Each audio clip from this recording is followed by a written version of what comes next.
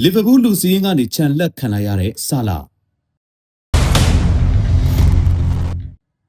လီဗာပူးတိုက်စစ်မှုဆာလာဟာအသင်းကထွက်မယ်လို့ပြောကြားခဲ့ပြီးတဲ့နောက်မှာအင်တာမီလန်နဲ့ကစားရမယ့်အသင်းလူစီးရင်ထဲမှာထည့်သွင်းမခံရတော့ပဲခြံလက်ခံလိုက်ရပါတယ်။မီလန်ကိုသွားမဲ့လီဗာပူးလူစီးရင်ကိုနီးပြအာနီစလော့ကထုတ်ပြန်ခဲ့ရမှာဆာလာကိုခြံလက်ခဲ့တာပါ။လီဗာပူးမှာတိုက်စစ်မှု2ဦးဖြစ်တဲ့ကိုဒီဂက်စပိုနဲ့ခီယေဆာတို့ကြန့်ခိုင်မှုပြဿနာရှိတာကြောင့်အင်တာမီလန်နဲ့ပွဲမှာကစားနိုင်ဖို့မရှိတဲ့ကြားက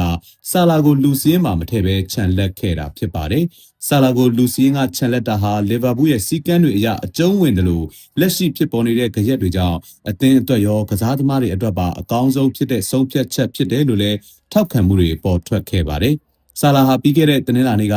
လီဗာပူးလေ့ကျင့်ရေးကွင်းကိုရောက်လာခဲ့ချိန်မှာနီးပြအာနီစလော့နဲ့ဆွေးနွေးပြောဆိုမှုတွေလုပ်ခဲ့တယ်လို့လည်းမျက်မြင်တွေကအတည်ပြုပြောကြားခဲ့ကြပါတယ်။အာနီစလော့ကအင်တာမီလန်နဲ့ပွဲအတွက်လုပ်ခဲ့တဲ့သတင်းစာရှင်းလင်းပွဲမှာလည်းဆာလာဟာအသင်းရဲ့စီမင်းစည်းကမ်းတွေကိုအသင်းမှာရှိနေတဲ့၍လိုက်နာရမှာဖြစ်တယ်လို့ပြောကြားခဲ့ပါတယ်။